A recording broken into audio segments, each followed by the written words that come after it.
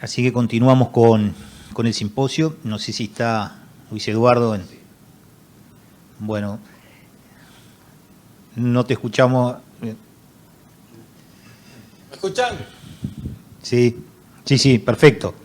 Bueno. Ok, yo los escucho claramente, gracias. Muchas gracias por aceptar la invitación, Luis Eduardo, a la distancia. No sé dónde estás, si estás en Bucaramanga. Estoy allá precisamente, sí. Bueno, la verdad que es un lujo tenerte con esta presentación. Luis Eduardo Echeverría es cardiólogo.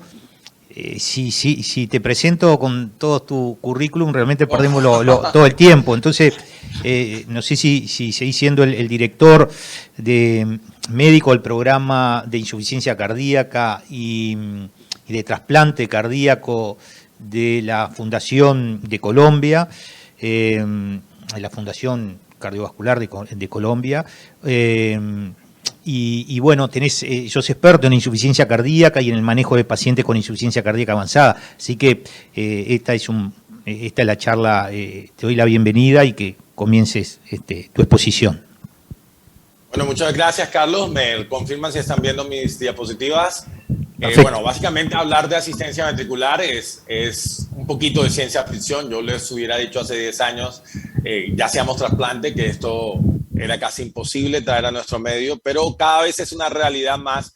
Y les voy a explicar, este es un caso bien interesante y es un caso que no empezó acá en Colombia. Un barco mercante de Ucrania con bandera ucraniana atraca en Santos, se bajan todos los marineros, están 2 semanas y sale con rumbo a Ciudad de Panamá en el Caribe, mucho más cerca de Uruguay que nosotros acá.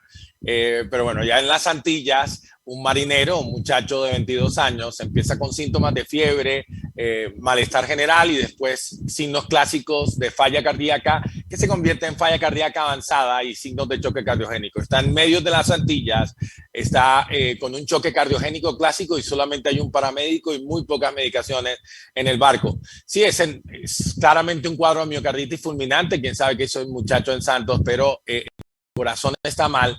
Y uno dice, bueno, está en medio del Caribe, tiene un paramédico en un barco mercante, no hay forma de que escape con vida, ¿o sí?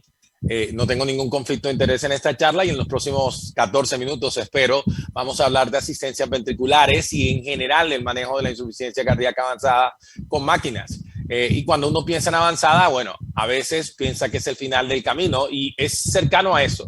Les quiero mostrar un estudio que nos ejemplifica qué pasa con los pacientes que están refractarios, ya sean agudos o falla cardíaca crónica agudamente descompensada con rehospitalizaciones. Y este estudio se publicó hace exactamente 20 años, el REMATCH, que utilizó la primera asistencia ventricular que realmente se utilizó en la práctica, el HeartMate XBE, para pacientes ambulatorios o que podían salir ambulatorios. Y no se preocupen en los resultados, fue un desastre. Entraron 129 pacientes, a los 6 meses 50% del grupo de manejo médico habían fallecido, pero lo importante fue lo que pasó al final del estudio. A 2 años, solo 8 continuaban vivos y básicamente a 30 meses todo el mundo estaba muerto, ¿no? Yo creo que los que tomaron muestras, los que incluyeron estudios, no, mentira, pero los pacientes sí, solamente uno sobrevivía al final, que fue llevado a trasplante cardíaco. Así, eso es 20 de los mejores centros de falla cardíaca en los Estados Unidos. Así que un paciente está refractario, básicamente en muy poco tiempo va a morir.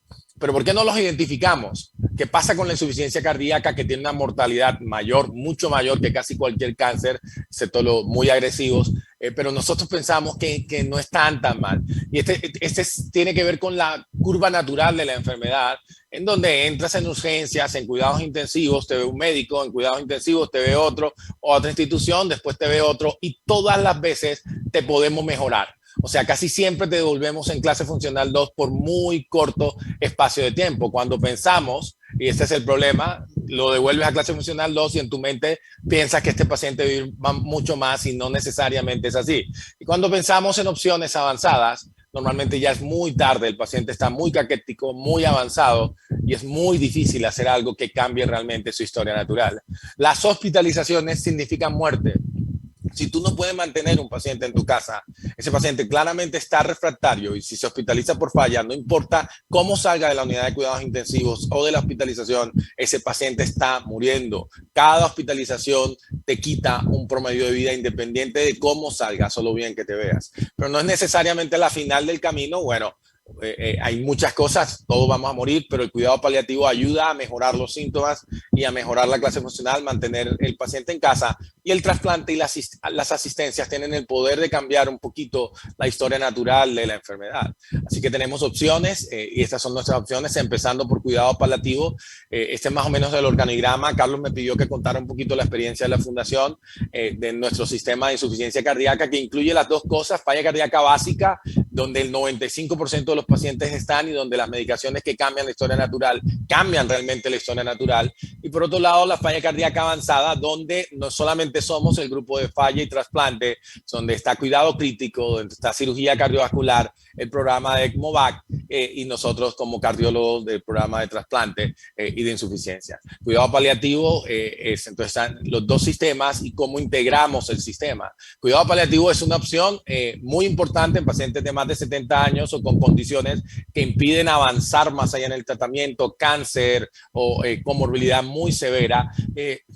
Y utilizamos la estrategia de colocar inotrópicos ambulatorios, el levosimendan, carboximaltosa también, y diuréticos endovenosos por corto tiempo para devolver rápidamente a esos pacientes a su casa, y eso funciona bastante bien. Trasplante cardíaco también es una opción. Christian Barnard revolucionó esto a finales de los 60.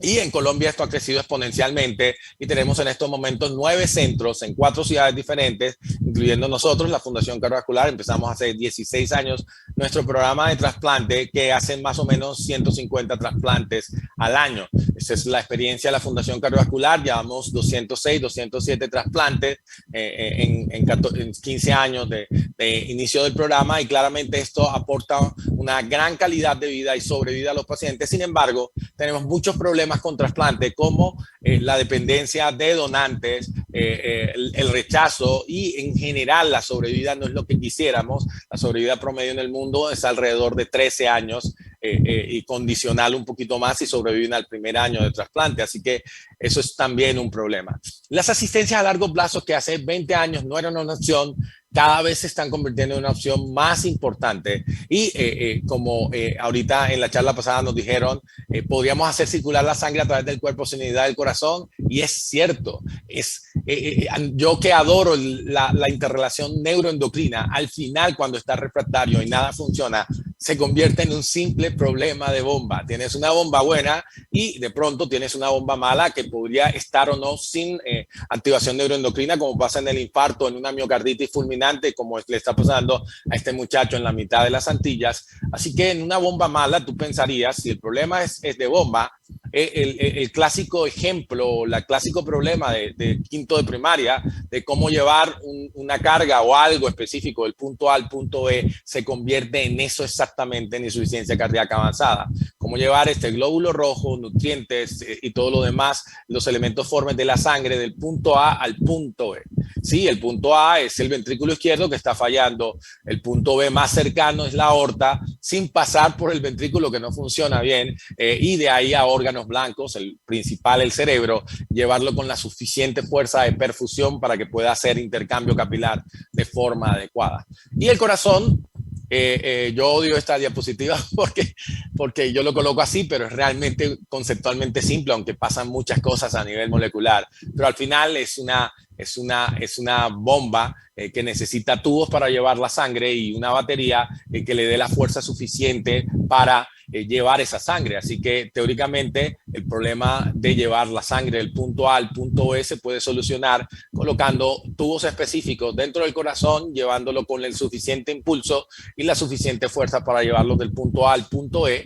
Las pulsátiles, el HeartMate XBE, como les mostré inicialmente, fue un desastre y suena raro que pongamos asistencias de flujo continuo, pero las asistencias de flujo continuo fueron más amables con la reología y funcionaron mucho mejor. La bomba, tenemos varios ejemplos, los que utilizamos en el ECMO, que es la bomba impelente, pero el primer HeartMate se basó en la teoría del tornillo neumático y en un rotor que estaba sostenido sobre núcleos de rubí para disminuir el coeficiente de fricción, pero finalmente el gran avance han sido las asistencias levitadas o los motores magnéticos que no tocan la sangre, que flotan y que por medio de polaridad o repulsión de la polaridad no pueden rotar sin elementos que se desgasten y se rompan a corto plazo. Sistemas tenemos varios y varios tipos de implantación. Esto es el avance de 50 años de asistencia ventricular, desde las que tienen flujo continuo hasta las que tienen flujo pulsátil, las que son quirúrgicas o las que son percutáneas, que utilizamos más en el escenario de intervenciones agudas en pacientes en choque cardiogénico, como los Impella, pero en general estas de acá son los candidatos perfectos para vivir a largo plazo en pacientes con insuficiencia cardíaca avanzada, desde unidad de cuidados intensivos hasta mucho más tiempo de vida, si eso fuera posible. Estos fueron los candidatos perfectos. HeartMate 2, HeartMate 3 y Hardware fueron las que más tuvieron éxito. Hace 6 meses Hardware salió del mercado. HeartMate 2 ya básicamente no se produce porque HeartMate 3 fue la asistencia dominante y los estudios Momentum nos mostraron que podían tener una sobrevida tan buena como trasplante cardíaco, y esto cambió de forma agresiva. Nuestra primera experiencia con dispositivos de asistencia ventricular fue en el 2015. Se lo colocamos a una paciente que tenía falla cardíaca avanzada y que tenía isoinmunización, así que no era candidata a trasplante, profesora de 52 años, era básicamente dejarla morir o pensar en una asistencia, y ya nos veníamos preparando con nuestro programa de ECMOVAT desde hace varios años. Logramos colocar esta primera asistencia de forma exitosa. La paciente sigue. Fue el primer caso en Sudamérica de una asistencia de forma eficaz. De esto viene nuestro programa de asistencias ventriculares. Este es nuestro logo en la Fundación Cardiovascular, y es un grupo múltiple donde el intensivista, el cirujano cardiovascular, los cardiólogos de insuficiencia cardíaca avanzada y los especialistas en VAT interrelacionamos desde la unidad de cuidados intensivos hasta algunos pacientes externos en Intermac menos complicados, para tratar de que el paciente salga bien. Esta es nuestra experiencia. 16 dispositivos de asistencia y hemos colocado todos: HeartMate 2, HeartMate 3 y el Hardware colocamos en una niña. Es muy pequeño, es intrapericárdico, así que para el peso de ella era bastante adecuado, pero salió del mercado y nuestra sobrevida en estos momentos es igual a la de trasplante cardíaco. De hecho, yo creo que de pronto va a ser peor trasplante, porque COVID me eliminó de la faz de la tierra a algunos pacientes que estaban dispuestos, se supone que iban a vivir mucho más y que estaban muy bien, pero COVID fue un desastre para nosotros, a los 10 pacientes de nuestro programa.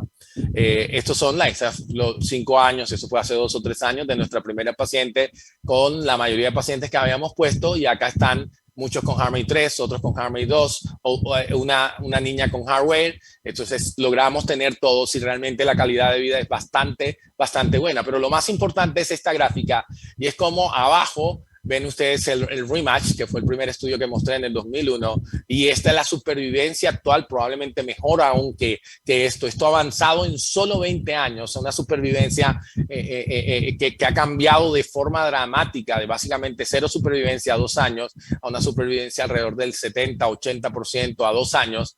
¿Por qué? Porque la ingeniería avanza más rápido que la biología. Con biología tenemos muchos problemas para avanzar, sobre todo éticos, mientras que la ingeniería es cambias este rotor, cambias este botón, si hay un twist como nos pasaba con HeartMate 3, cambias el sistema y las cosas empiezan a funcionar, y cada vez vemos menos complicaciones de trombosis de la bomba y de infección del dispositivo. Indicaciones: esta es la clasificación de Intermax.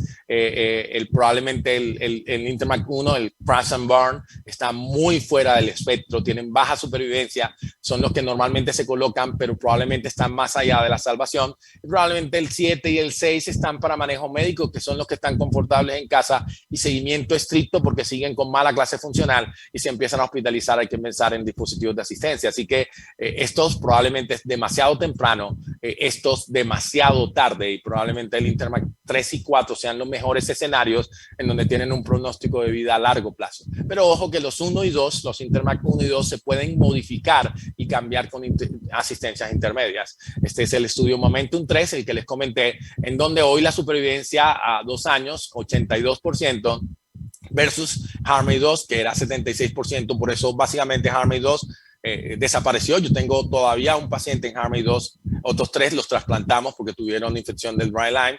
2 de estos, este muchacho de 18 años, todas las imágenes son autorizadas por ellos. Ellos los cambiamos. Ella hizo una obstrucción de la bomba y él dio una infección del dry Lyme 4 o 5 años después, y los cambiamos a un HeartMate a trasplante cardíaco, así que sirvieron como puente. Y bueno, esta ya les voy a concluir la conclusión de mi conferencia.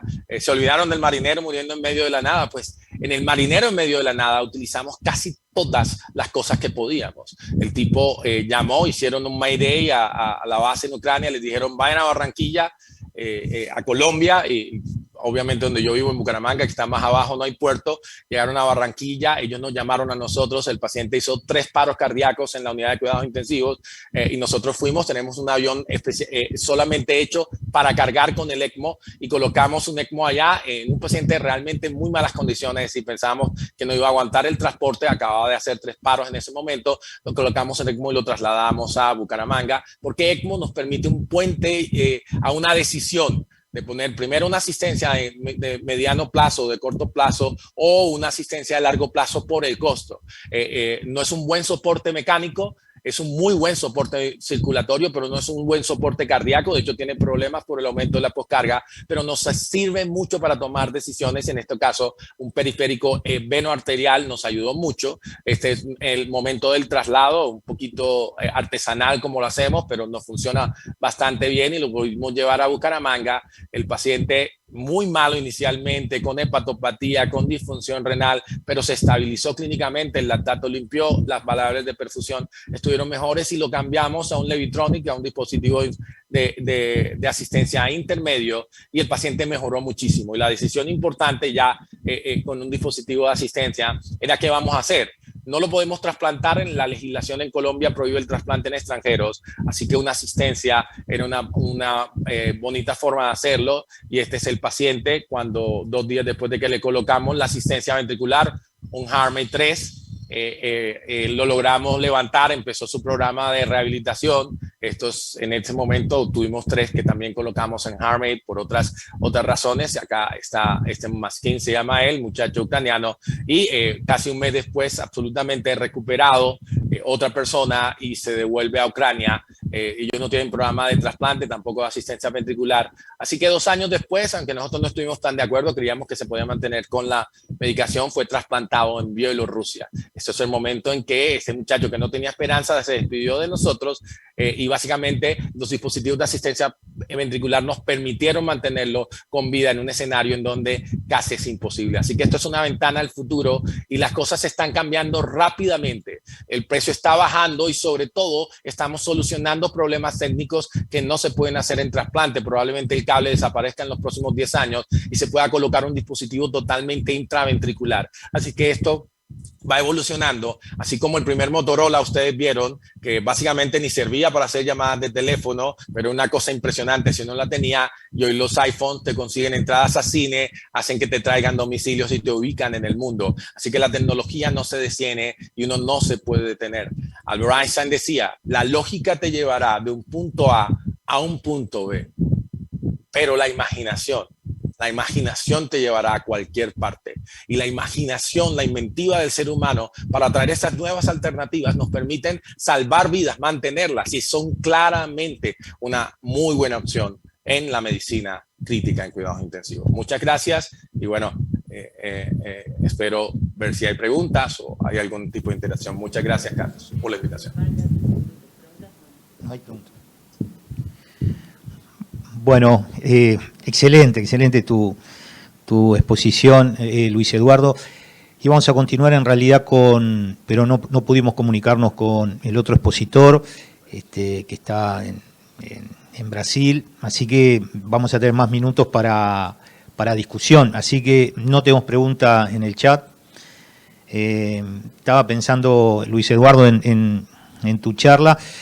Estos pacientes que sin duda ingresan a cuidados críticos, sobre todo qué dificultades prácticas tienen en el manejo, tanto en la colocación o en lo inmediato, que deben tenerse en cuenta, ¿no? en el manejo de pacientes con dispositivos. Sin duda nosotros, por lo menos la mayoría de los centros en Uruguay, creo que hay casos muy puntuales, ¿no, Pedro?, de colocación de dispositivos, y no tenemos experiencia. Lo que no sé, y capaz que también te lo pregunto, es de acuerdo al número de habitantes que tenemos nosotros. Yo sé que siempre tú haces cálculos de la cantidad de millones que son ustedes, 50 millones, cuánto tendrían insuficiencia cardíaca, cuánto tendrían insuficiencia cardíaca avanzada y cuánto se podrían beneficiar de dispositivos o tendrían que colocarse dispositivos, ¿no? Uruguay tenemos 3,5 millones y sin duda que no estamos en la realidad de ustedes de colocación de dispositivos, pero vivimos pacientes que pensamos que podrían requerir, ¿no? Tanto agudos como los que ya están en insuficiencia cardíaca. Hice el cálculo, Carlos, sí, entiendo la pregunta. Hice el cálculo para Uruguay, obviamente si me diste 15 minutos no lo coloqué porque en eso no hubiéramos quedado solamente en haciendo el cálculo. Y básicamente en refractarios en Uruguay en estos momentos deberían haber 8.000 o 9.000 pacientes. Esos pacientes van a estar en la periferia, la mayoría de sitios. No sé cómo funciona el sistema, pero en Colombia no nos llegan a centros avanzados, la mayoría de ellos se manejan con inotrópicos, salen clase funcional 2 y por alguna razón alguien cree que van a vivir mucho tiempo, pero se hospitalizan 3, 4, 5 veces, 8 veces hasta que mueren, ¿no? Así que se diluyen en el sistema. Pero hice el cálculo, después te lo paso, es como 8.000 personas en avanzada. Clase funcional 4, ¿no? Parece mucho, pero realmente es la estadística, es como el 1.3% de la población. En cuanto a las dificultades que tuvimos muchas dificultades. Primero en entrenar el personal, empezamos obviamente con el programa de ECMO-BAT y los ECMOs nos ayudaron a dar la experiencia inicial. Los ECMOs tienen la ventaja hoy de que son relativamente económicos, los hemos hecho todavía más económicos. Tuvimos que entrenar a enfermeras porque las perfusionistas, que eran las que primero manejaban la máquina, era imposible por disponibilidad de tiempo tenerlas ahí. Así que primero tuvimos que crear un programa de entrenamiento de enfermeras en cuidados intensivos para manejar estas máquinas. Eso nos llevó más de 4 o 5 años tener, lo llamamos ecmólogas, muchas tenemos 20 o 25 que pueden hacer turnos. COVID fue una cosa horrible, pero tuvimos 25 o 26 pacientes al mismo tiempo en ECMO, la mayoría venovenosos obviamente, pero tuvimos muchas conversiones a venoarteriales, pero también choque cardiogénico posinfarto ha sido una gran experiencia. La mayoría salen como terapia puente a reperfusión o a revascularización y optimización del manejo, pero algunos no salen y esos tuvimos 2 o 3 que tuvimos que colocar asistencias ventriculares de largo término y tenían contraindicaciones para trasplante. Así que ha sido todo un viaje en donde hicimos cosas terriblemente mal al inicio y empezamos a mejorar con base en la experiencia, pero no mucha gente tenía experiencia de cómo colocar esas asistencias aún en el mundo. Nuestro centro Proctor ha sido Alberta en Canadá y ellos nos ayudan, pero tenemos un muy buen equipo, muy buen cirujano. El director del ECMO-AT, que es Leonardo Salazar, de pronto lo conocen, él ha estado en toda Latinoamérica y fue el presidente, o creo que el presidente actual de el Solatan. Entonces es toda una experiencia y todo un viaje, y en Uruguay claro que se puede. Ustedes tienen indicadores sociales muy buenos, indicadores médicos muy buenos, y casi siempre es dar el paso adelante, y 3 millones de habitantes puede ser poco, pero países europeos de pocos millones de habitantes tienen servicios muy sólidos de asistencias. Yo le quería hacer una pregunta, no sé si me escucha, ¿se me escucha? Escucho perfectamente. No, sí, en Uruguay hay alguna experiencia con ECMO, se empezó por ese punto, eso era una primera pregunta, ¿por dónde habían empezado? Si habían empezado por ECMO, y ya lo dijiste, ya lo contestaste, y después el resto de los devices, ¿no? Digamos, ¿cuál sería el ordenamiento para un plan de inicio que usted recomendaría en cuanto a la elección de los devices, que también van cambiando y que es un mundo para nosotros como médicos? Leemos device todo el tiempo y el Impela para el shock cardiogénico, pero ponerlo en un ECMO, pero pasarlo a otro más prolongado. ¿Cómo sería el esquema, digamos, groseramente, de un plan piloto, digamos? Nosotros teníamos, es una muy buena pregunta porque depende de cada sitio. Nosotros teníamos un muy fuerte servicio de cirugía cardiovascular, así que los percutáneos no fueron nuestro paso intermedio. Si uno tiene un muy buen servicio y muy fuerte hemodinamia, yo recomendaría empezar con los percutáneos, por ejemplo, el Impela 2.5, que se puede colocar percutáneo. Centros en Miami tienen mucha experiencia en Impelas, entonces Impela es una buena opción. Nosotros no tuvimos esa experiencia porque tuvimos muy buena experiencia en ECMO y empezamos con dispositivos de terapia intermedios como el Levitronic, que es también el levitado, y el CentriMac, que son dispositivos obviamente centrales que requieren cirugía y ser colocados de forma central, pero hemos tenido ECMOs hasta 2 o 3 meses, ¿no? O sea, la mejoría en nuestro entendimiento de los ECMOs nos permitió mantenerlos mucho tiempo y saber cómo solucionar los problemas del ECMO. Así que hoy es muy difícil que tengamos complicaciones que nos hagan quitar el ECMO, pero si es, por ejemplo, en posinfarto, ECMO no es tan bueno porque disminuye el consumo miocárdico de oxígeno, aumenta la poscarga y moverse rápidamente a un Centric-Vacuum Levitronics es una buena opción. Y después dar el salto a dispositivos de asistencia ventricular prolongados como HeartMate 3, que básicamente es el que sobrevive, el que tiene mejores resultados. Es absolutamente posible, pero necesitan trabajar como Heart Team, tener muy fuerte el servicio de insuficiencia cardíaca, muy fuerte el servicio de hemodinamia y muy fuerte el servicio de cirugía cardiovascular.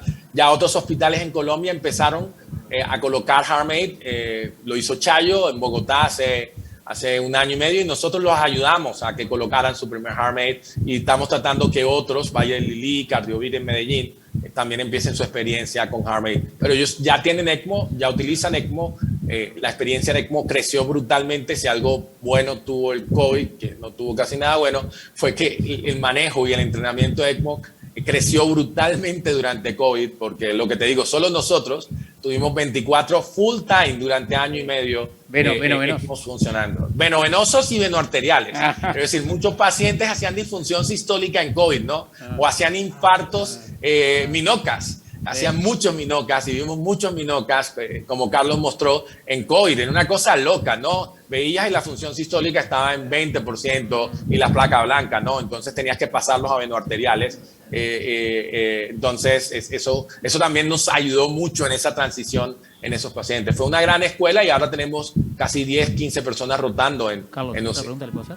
Sí, dale. Otra pregunta que me gustaría. ¿Cómo explicaría o qué hipótesis tiene con respecto a que, por ejemplo, el shock cardiogénico específicamente, los dispositivos de asistencia no han logrado demostrar por los estudios una mejoría en la sobrevida clara, ¿no? O sea, eso no está claro que sean un punto de mejoría clara de la mortalidad. Los trials, por ejemplo, el Impella no logró demostrar claramente, ¿no? O sea, ¿qué explicación le daría?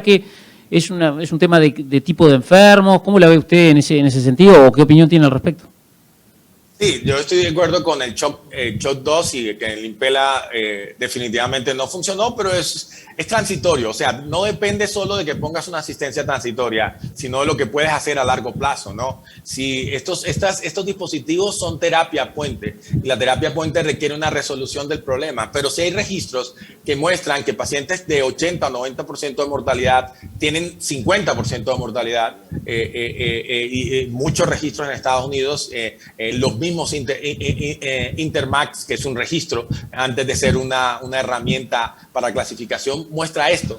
Uno de los problemas graves es cuando lo colocas, y eso tuvimos que aprender mucho sobre eso. Si colocas un paciente como última opción, con una gran deuda de oxígeno y con disfunción multiorgánica en un Intermac 1, ese paciente está muerto. El Intermac 3 y el Intermac 2 es probablemente los mejores escenarios. Y en el Intermac 3 tienes que tener mucha fe de que el paciente no está mejorando con inotrópicos. La saturación venosa baja, el lactato sube, pero todavía tú dices, ¿lo puedo aguantar con inotrópicos? No. Si lo aguantas con inotrópicos, ese paciente está muerto. Si el paciente lo soportas ahí es donde puedes hacer el cambio. Entonces nosotros tenemos un algoritmo según los Intermax que maneja los Intermax, y si el Intermax se está moviendo de 3 a 2, ese es el momento. Si lo pones en 2 o 1, ese paciente no va a salir, aun con los dispositivos de asistencia. Así que la próxima barrera es vencer el miedo de, ya ahora sí, este paciente tiene creatinina en 10, tiene lactato en 20, ahora vamos a poner un dispositivo. No,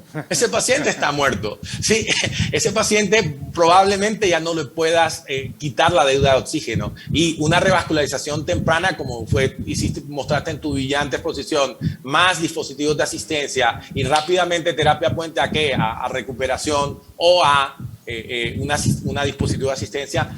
Nosotros tenemos nuestras estadísticas y la supervivencia es el 60 en pacientes críticos, pero estamos hablando de pacientes sin asistencia, tenemos una mortalidad del 90%. O sea, en pacientes con choque cardiogénico Intermac 1. El grupo de Detroit. Básicamente. Exactamente. Estamos absolutamente de acuerdo. El punto es empezar temprano. y esa va a ser la barrera más grande porque uno siempre tiene miedo. El costo al sistema, ¿qué voy a hacer? Si te demoras, no sirve. Intermac 1 es futilidad. Bueno, impecable, Luis. ¿Estás con tiempo? Pues tenemos 5 minutos más y ya voy a aprovechar. No, yo estoy acá. Dale. Acuérdate que estoy 2 horas antes, así que es madrugada en Colombia. Estoy solo para ustedes. Pero bueno, tenemos panelistas, ¿no? Sí, exacto. No, estaba pensando, sin duda, usted tiene un gran desarrollo del seguimiento de los pacientes con insuficiencia cardíaca, o por lo menos han avanzado mucho. Acá en algunos lugares también, entonces se conoce mucho la evolución de un paciente que está en insuficiencia cardíaca, en qué etapa está y hacia dónde está evolucionando, y tal vez pueda ser más claro en qué momento ese paciente definir, poner un dispositivo, o si está para paliativos o no hay más para hacer. Pero nos llegan muchos pacientes que ya ingresan a CTI, ya están intubados, y ahí nos encontramos que tienen una FEBI de 20%, un corazón muy dilatado. Revisamos algo de la historia, tienen varios ingresos en el año a sala común, a sala de cuidados moderados, pero no hay una idea de en qué etapa está ese paciente. Entonces siempre sale la discusión en las unidades de terapia intensiva de si tenemos que hacer paliativos, si tenemos que continuar avanzando, y no siempre tenemos claro qué cosas o qué es lo que más peso tiene de ver en el historial del. Aparte, muchas veces son pacientes que claramente no están con el tratamiento o todo lo que hoy hay para ofrecerle a los pacientes, pero a veces sabemos que tampoco lo van a tener por una cuestión. Muchas veces son pacientes que son del sistema público, que hay dificultades económicas, hay diferencia en el sistema de salud para adquirir determinadas terapias. Si bien nosotros tenemos un sistema, el Fondo Nacional de Recursos, realmente cubre a toda la población en algunos dispositivos y algunas ayudas que pueden requerir los pacientes, pero no siempre. Creo que tú nombraste algo de que sin duda el número de internaciones, qué